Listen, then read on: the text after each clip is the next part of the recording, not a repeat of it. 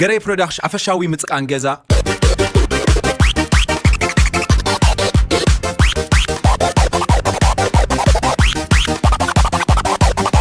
Oh hi, we make your kitchen now. So Pro system will now paint your bathroom. Gray Production scratch electric glitch basement. Whispering. All we really wanted was to fix your faucet. محداس. Thank you for choosing Gray Production.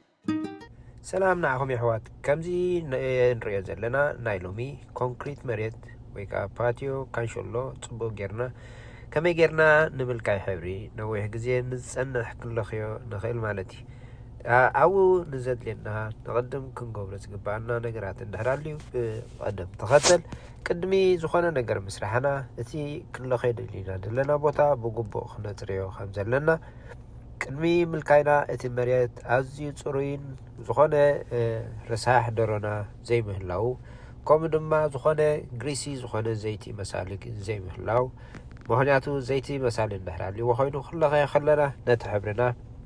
سلازي نصقو كحزلنا ايكلني سلازي نمصري غريسي زخون مصري كيميكال سلازلو اتزلينا كنقرب يغبالنا مصري مالت تي ديغريسر يلنا نتي ابزي كونكريت زلو زيتي كوحاف ويكا رسحات زخون مسراي سلازي حقزنا مالتي كوم دما براش ويكا بروم غيرنا نتي سامنا زخانايو ويكا مصري زغبرنايو بو ندا غبرنا ندا فحفحنا كل خيو دخل مالتي بحر كالسو بمقوارون كومو بريشر باور واش ماي محصويتن دحرالاتنا كومتا زي من لخاتي غاردن هوز غيرنا ناي كانشولنا تقملو بو غيرنا ببريشر غيرنا خنحصبو وي كانت ناي قدم زصنح حبري كقلطلنا سلازخل نعو لوز دخونه نعو قليتنا نتي حدش كندالو يغبعنا زخونه دحر كم نقع مسالي ويكا دامج زخونه بوتا دحرالي دما نعوها بغبو كنملو ويكا كونكريت فيلر غيرناها كنملو يغبعنا مالت ازي اطرينا مسودانا كم زنغيفنا تزلينا بوتا مسحاتنا دما اتمسارحيتات كومو اتنقع بوتا زملانايو ويكا كراكس غبرن دحرالي دامج زخونه دحرالي غاب زلو دحرالي بغبو ويكا سموز كسرحنا بندلل غزي نعو بغبو بمملا كنبلن خيل مالتي سو اتزلينا مالتي رولر اندهر قريمنا حبري اتي حبرون كومو اوتدورن اندورن سلازلو ابينان لك زلنا اب غراجنا وشت تخوين اندوري اب دغه دحر كانشلنا خوين ما اوتدور زبل حبري متقام نخيل مالتي سلازي كمزي بمغبار اتي نعنا زلنا رولر رول مغبري انچيتي باتري كومو دما اتي عينتات حبري كومو اندحر اتي حبرناتنا وورر بروف ويكا بدحريو ماي مسحرمه كاب صحاين كم نفاسن زحلن زكالاخلن نتحبري بلعلي اتي كوت كنغبرل خلنا دما نعو وورر بروف خون كم بكلاخيلي تطقيم دما ننوه غزي كتقملنا ويكا سرحلنا يخيل مالتي سو ازي حبري كاب زي مفلاتنا ترايس إلنا حبر رخيبنا إلنا نلخيو خنهلو نخيلنا من البات أبزقن اتي نلخيو بوتا أم من تايكم نلخيو مفلات مالتي سلازي اتي حبرتات نناتو درجاتات اللو قدم حج السرح كوفيديتات نيرون عينتات حبر زقلزكم دما عينتات ملكي أبين أبكمين نتقمل لما الكيتاتون سرح كوا فيديو له من الوقت تحتوي ناي ديسكريبشن بوتا حق الفولكم نعو زيراكم سبات كحجزكم زخيل حبر خلك خلنا نبار يتم الكيون كم يفعل السود ما تملكي أب سموز كلك خلنا سمي سموز دبهلالو ويكا أب حرفاف بوتا خون مالتي سلازي مس كله اتي نحنا نسرحو ان دلين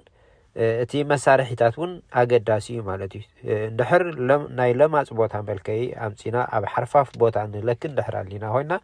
اتي حبري كصقب ويكا خبصحلنا ايكلني اب غلي بصحي تطوبل مالتي غلي خاخيت لخي يترف اتي ناي حرفاف ملكي حبري اب لماص كلك خلنا دما تاي غبرو بزح حبر سلازحس افتي لماص كخون كلخا ينطرنا مو نتيرخا نت حبر تاي غبرو ابوتا خيبصحه فاحيبل مالتي ويكا ينطرنا كلك خلنا اب كل زنطرينا يالنا اسو دما حالي كافت تنقي اتي ناي ملكينا زي مفلاتي اوش غزا امن لخيل غزي ناي quarter inch I mean quarter way half inch way 3/16 زلو سايز አሉ እቲ ዝበዝሐ ፀጉሪ ዘለዎ ኣብ ሓርፋፍ ክኸውን ከሎ እቲ ዝለመፀ ቦታ ውሑድ ፀጉሪ ዘለዎ ድማ ኣብ ለማፅን ንጥቀመሉ ማለት እዩ ምናልባት እዚ ዓይነት ቪድዮ እዚ ኣብ ቦታ ዲስክሪፕሽን ክገድፈልኩም ወይ ዘይራኹም እውን ክትሪእዎን ክጠቕመኩምን ይኽእል እዩ ምክንያቱ ሕብሪ ክንለክ ከለና ናይ ገዛ እቲ ንጥቀመሉ ሮለር ግቡእ ተዘይኮይኑ ፋሕ ከብለልና ከንጥረልና ይኽእል እዩ ማለት እዩ ስለዚ ዓይነታት ሕብሪ ኣገላልፃ ናቶም ኣጠቃቅማን ኣበይ ከም ንጥቀመሎምን እቲ ዓይነታት መልክዕ ድማ መዓስን ብኸመይ ክንጥቀመሎም ከም ንኽእልን ዘርኢ ቪድዮ ማለት እዩ ስለዚ ኣብዚ ናይ ኮንክሪት ማለት እዩ ከይረሓቕና እቲ እንደልዮ ቦታ ናይ ቀደም ተለኸየ ቦታ እንድሕራሊ ኮይኑ ብግቡእ ክፀርኽ ክኽእል ከም ዘለዎ እሱ ብግቡእ ነቒፁ ድማ ኣብዚ ነቐፀሉ ድማ ንሕና እንታይ ክንገብር ኢና ነቒፁ ሬዲ ምስ ኮነ ፕራይመር ዘድልዮ እንድሕር ኮይኑ ፕራይመር ንምንታይ ዝጠቅም ምስቲ ኮንክሪትን እቲ ንለኽዮ ሕብርን ስቲክ ኮይኑ ንክሕዘልና ይሕግዘና እዩ ማለት እዩ ሶ ኣድላይ እንድሕር ኮይኑ ፕራይመር ክንገብረሉ ንኽእል ኢና ከምኡ እንድሕር ኮይኑ ድማ እቲ ሕብሪ ቀሪብና ዘለና ብግቡእ ብሓደ ሳይድ ጀሚርና ብድሕሪኡ ናብቲ ሓደ ክንከይድ ንኽእል ኢና ምናልባት ዝጥቀመሉ ዘለኹ ፓወር ዋሽ ናይ ክስታይ እዩ ናይ ቡምባ ሬጉላር ቡምባ ናይ ጀርዲን ጋርደን ተጠቂመ ግን እታ በትሪ ትሪእዋ ዘለኹም ትመስል እሳ ናታ ኣጃስትመንት ኣለዋ ነቲ ፕሬሸር ድማ እንታይ ትገብረልና ሞር በርቲዑ ንክወፅእ ወይ ካብቲ ደሊናዮ ዘለና ብፀቢብ ቦታ ዘሎ ንክተፅርዮ እትሕግዝ ዓይነት መሳርሒት እያ ብዝበለፀ ፓወር ዋሽ እቲ ማሽን እንድሕራሊኩም ድማ እሱ ድማ ሃይሊ ፓወር ስለ ዘለዎ ነቲ ዝፀንሐ ናይ ቀደም ክሓፅበልኩም ወይ ከዓ ብግቡእ ክኣልየልኩም ይኽእል እዩ ግሪሲ ዘይቲ መሳሊ እንድሕራሊዎ ኮይኑኻ ናይ ከምኡ ዓይነት መፅረይ ኣሎ ናይ ግሪሲ ወይ ከዓ ዝኾነ ሕብሪ ዝነበረ ናይ መኪና ዘይቲ ነጥብ እንድሕር ነይሩ ወይ ኣብ ካንሸሎ ወፂና መግቢ ኣብ ንሰርሓሉ ግዜ ዝኾነ ዝነጠረና ኣብኡ ኮፍ ዘለ እንድሕር ነገር ኣልዩ ኮይኑ ካብ ግሪል ዝወፀ ግሪሲ ነገር ንዑ ቅድሚ ሕብሪ ምልካይኩም ክተፅርይዎ ይግባእ ምክንያቱ ሕብሪ ኩሉ ግዜ ዘይቲ ዘለዎ ቦታ እንድሕር ኮይኑ እቲ ሕብሪ ነፅጎ ኣይሕዘልናን እዩ ከምኡ ስለ ዝኾነ ድማ ነቲ ክንለክ ከለና እቲ ንለኸዮ ቦታ ከይተለኸዮ ይተርፍ ወይ ከዓ ምስ ለኽናዮ ፀረር ኢሉ ይወፅእ ማለት እዩ ስለዚ ደቂ ዓበይቲ ኣብዚ ስራሕ እዚ ምናልባት ኣብዚ ኣነ ዘቕርቦ ስራሓት እንድሕራልዩ ኮይኑ ኩሉ ግዜ ገለ ካብቲ መንገዲ ስርሐይ ናባኹም ሸር ዝገብሮ እዩ ገለ ብሓሳባት ገለ ድማ ኣይድያ ወሲድኩም እቲ ከምኡ ዘለኩም ቦታ ከምኡ ክኸውን ከም ዝኽእል ንምእማን ወይ ከዓ ንምርኣይ ማለት እዩ ገለ ሓሳብ ሰኣን ምሃብ ሰኣን ምርካብን እቲ ዘለና ቦታ ከይተጠቐምናሉ ወይ ከዓ እንታይና ከም ንገብሮ ዘይንፈልጥ ሰባት ክንህሉ ንኽእል ኢና ኣብ እነስራሓሉ ግዜ ወይ ሰራሕተኛ ኣምፂምና ንቆፅረሉ እውን ከምኡ ክኸውን ከም ዝኽእል ፈሊጥናዮ ክንፀንሕ ከለና ነቲ ስራሕ እውን ፅቡቅ እዩ ማለት እዩ ስለዚ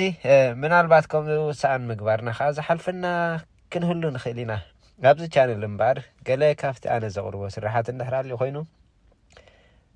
ኣብ ኩሉ ዓይነት ስራሓት ገዛ ኣብ ገዛና ንጥቀመሎም መሳርሒ ኮይኑ ወይ ከዓ ኣብ ገዛና እንሰርሖ ስራሓት እዩ ከም ምሕዳስ ክሽነ ምሕዳስ ባዝሩም ምቕያር ፍሎር ምልካይ ሕብሪ ከምኡ ዲዛይን ዳይሬክሽን ወይ ከዓ ደኮር ናይ ምግባር ናይቲ ገዛ ምቕያር ኣብ ዘድልየሉ ወይ ከዓ ናይ ፕላሚን ሪፔር ወይ ከዓ ፕላሚን ዝኾነ ነገር ኣብ ዘድልየሉ ስራሕ ገለ ካብቲ ዝነጥፎ ስራሓት እዩ ከምኡ እንዳስራሕኩ ድማ ናባኹም ሸር ይገብሮ እዚ እምበኣር ከም ዝትሪእዎ ዘለኹም ፀሪዩ እቲ ቦታ ኩሉ ብግቡእ ሰበርክዎ እቲ ዘድልየኒ ሕብሪ ናይ ኣውደር ሕብሪ ማለት እዩ ምናልባት ክሰርሓልኩም እየ እተን ዝተጠቐምኩለን መሳርሒታትን እተን ዓይነታት ሕብርን ኣብቲ ክስታይ ክገድፈልኩም እየ ኣብቲ ቪድዮ ክገድፈልኩም እየ ብታሕቲ ካብኡ ሪኢኹም ድማ ኣብ ጥቓኹም ዝርከብ ክትረኽብዎን ክትጥቀሙሉን ትኽእሉ ኢኹም ማለት እዩ ሶ ነቲ ዝለኸናዮ መልክዕ ወይ ከዓ ናይቲ ሕብሪ ዳይሬክሽን ዝቕይርካ ኣሎ እተን ናእሽቱ ነጠብጣብ ከምዚ ናይ ዓድና ማተኔላ ዘዘክራኽ ኣለዋ ማለት እዩ ሶ ከምኡ ተጠቒመ ድማ ኣብ ክንዲ ሕብሪ ጥራይ ሶሊድ ሕብሪ ዝኸውን ብከምኡ ተጠቒመ ድማ ነቲ ዴኮሬሽን ወይ ከዓ መልክዕ ናይቲ ሕብሪ ዝልከ ዘሎ መሬት ፅቡቕ ንኽርአን መልክዕ ንክህቦን ይጥቀመሉ ማለት እዩ እሱ ድማ እንታይ ዝገብር ወይ ምስቲ ሕብሪ ክትለኽይዎ ትኽእሉ ኢኹም ኣይሚን ሕብሪ ምስ ለኹም ክትገብርዎ ትኽእሉ ኢኹም ወይ ከዓ ብድሕሪኡ ድማ ኢፓክሲ ከምዚና ኢፓክሲ ዓይነት እንድሕር ኮይኑ ብድሕሪኡ ጌርኩም ድማ ብድሕሪኡ እቲ ናይ ወተር ፕሩፍ ኮት ትጥቀምሉ ማለት እዩ ሶ ኣነ ከምኡ ዝጥቀም ሕብሪ ምስ ለኸኹ ብልዕሊኡ ይገብሮ ኣብ ልዕሊኡ ገይረ ድማ ብልዕሊኡ ድማ ኮት ይገብረሉ እቲ ናይ ማይ መከላኸሊ ማለት እዩ ብድሕሪ ዝመጽእ እንድሕራሊ ጽቡቕን ምልኩዕን ዝኾነ ክንርኢ ንኽእል ማለት እዩ እሱ ክሳብ ዝነቅዝ ዝኾነ ነገር ክንገብረሉ የብልናን ምክንያቱ ሓድሽ ኣብ ዝኾነሉ ግዜ ምስትረስኒ ስቲክ ክኸውን ስለ ዝኽእል ከይነቐፀ ከሎ ዝኾነ ንብረት እንድሕር ኣብ ልዕሊኡ ጌርናሉ ኣብኡ ስቲክ ክኸውን ናይ ምቕላጥ ባህሪ እውን ከርኢ ስለ ዝኽእል ክነቅፅ ዕድል ግዜ ክንህቦ ክንክእል ኣለና ማለት እዩ ፀሓይ ኣብ ዘለዎ ግዜ እንድሕር ኮይኑ ሞር ሕብሪ ከድልየና እዩ ምክንያቱ ረሲኑ ስለ ዘሎ እቲ ቦታ ነቲ ሕብሪ ክንለኸዮ ከለና ከዓ ክሰትዮ እዩ ማለት እዩ እሱ እውን ፍልልይ ኣለዎ ኣብ ዝሓሊ ንኾነሉ እዋን ከዓ ዝሓሊ እንድሕር ኮይኑ ድማ እቲ ሕብሪ ኮፍ ይብል ክሰትዮ ይክእልኒ ፀገም ከዓ ኣለዎ ማለት እዩ ፀሓይ ተኮይኑ ሞር ሕብሪ ክሰቲ እዩ ዝሓሊ እንድሕር ኮይኑ ከዓ እቲ ዝለኸናዮ ሕብሪ ኣይከደልናን እዩ ኣይነቅፅን እዩ ኣብኡ ግዜ ክበልዕ ኮፍ ክብል እዩ ማለት እዩ ኩሉ ወየ ፀሓይ ተኾነ ይሓይሽ ነቲ ሕብሪ ኣትሊስት ይሰትዮን ቀልጢፉ ይሕዞን ስቲክ ከዓ ይኾነልና ማለት እዩ ከምዚ ጌርኩም እምበር እቲ ምልኩዕ ዝኾነ ቦታ ወይ ከዓ ንኽትሪእዎ ንኽተፅርይዎን ቅልል ዝብለልኩም ነገር ክኾነልኩም ይኽእል ማለት እዩ እቲ ዕብየት ናትኩም ሪኢኹም ሳይዝ ናይቲ ትለኺዎ ሪኢኹም ድማ ብመጠኑ ጌርኩም እቲ ደልየኩም ዓይነታት ክትቀርቡ ትኽእሉ ማለት እዩ ኣነ ዝጥቀመለን እዚአን መልከይ ከምኡ ድማ እዚኣ ናይ ስፕሬይ መግበሪ ትሪእዋ ዘለኹም እተን ሕብሪ ቅድሚ መፅረይን ዳሕር ከዓ ናይ ኮት ዝጥቀመለን እየ ማለት እዩ እሰን ኩለን እተን መሳርሒታት ዝተጠቐምኩለን ደጊመ ኣብ ታሕቲ ክገድፈልኩም እየ ምናልባት ከምዚ ሓድሽ ትሪእዎ ሰባት እንድሕር ኣለኹም ኣብዚ ዘቕርቦ ስራሓት ኩሉ ግዜ ብዛዕባ ናይ ገዛ ስራሓት እዩ ንዑ ሪኢኹም ሓሳብኩም ክትህቡ ላይክ ክትገብሩ ሼር ክትገብሩ ናብ ካልእ ሰብ ንኽባፃሕ ካልእ ሰብ ክጠቕሞ ይኽእል እዩ ከምኡ ድማ ንዓይ ሼር ላይክ ፎሎው ኣብ ትገብሩሉ ግዜ ድማ ነቲ ኣልጎሪዝም ንኽዓቢ ስለ ዝሕግዝ ሞር ሰብ ብዙሕ ሰብ ንኽሪኦ ይጠቅም እዩ ማለት እዩ ስለዚ ገዛ ቪድዮ ትሰምዑ ዘለኹም ላይክ ከይገበርኩም ከይተሓልፉ ሳብስክራይብ ዘይገበርኩም እንድሕር ኮንኩም ከዓ ጥውቕ ኣብልዋ ኣብ ቀጻሊ ዝስርሓሉ ቪድዮታት ክመፀኩም ስለ ዝኽእል ማለት እዩ ምናልባት ትደልይዎ ክትሪእዎ ትደልዩ ክትፈልጥዎ ትደልዩ እንድሕር ሃልዩ ድማ ኣብ ቦታ ኮመንት ምፅሓፍ ኣይትረስዑ ኣነ ድማ ኣብኡ ሪኤ ከም መጠን ግዚኡ ኣብ ዝሰርሓሉ ግዜ ናባኹም ብከምዚ ብቪድዮ ሰሪሐ ከሪአኩም እዮም ማለት እዩ ሓጋዚ ጠቃሚ ኮይኑ ትረኽብዎ ተስፋ ይገብር ምናልባት እቲ ኣብ ቀዳድሓ ገለ ገና ቁርብ ቴክኒክ ስለ ዘድሊ ኣብ ቀዳድሓ ንፁር ዘይኮነ ወይ ከዓ ንፁር ዘይኮነ ድምፂ እንድሕር መፅዩ የቕሬታ ግበረለይ ምክንያቱ ምናልባት ክሰርሕ ከለኹ ብደገ ስለ ዝነበረ ረባሽ ድምፂ ስለ ዝነበሮ ድምፂ ክገብር ኣይከኣልኩን እዚ ብድሕሪኡ ዝመልኦ ዘለኹ እዩ ግን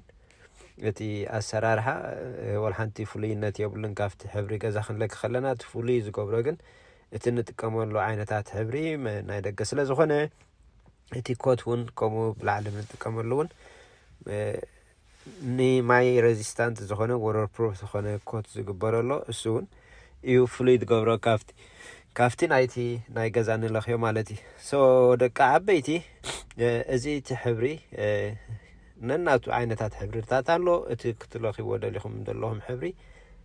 ብናትኩም ምርጫ ትመርፁ እዚ ግሬይ እዩ እዚ ግሬይ ከዓ ምስቲ ጻዕዳ ናይቲ ፌንስ ዘለዎ ክኸውን ስለ ዝደለናዮ ድሓር ከዓ ነቲ ርስሓት እውን ሬዚስታንት ንክኸውን ከዓ ዝተጠቐምናሉ ዓይነት ሕብሪ ግሬይ እዩ ማለት እዩ ምክንያቱ ርስሓት ዝፃወር ክኸውን ኣለዎ መሬት ክሳብ ዝኾነ ድማ ሞር ጻዕዳ እንድሕር ኮይኑ ኣብ ንረግፀሉ ወይ ከዓ እቲ ርስሓት ቀልጢፉ ክርአ ስለ ዝኽእል ማለት እዩ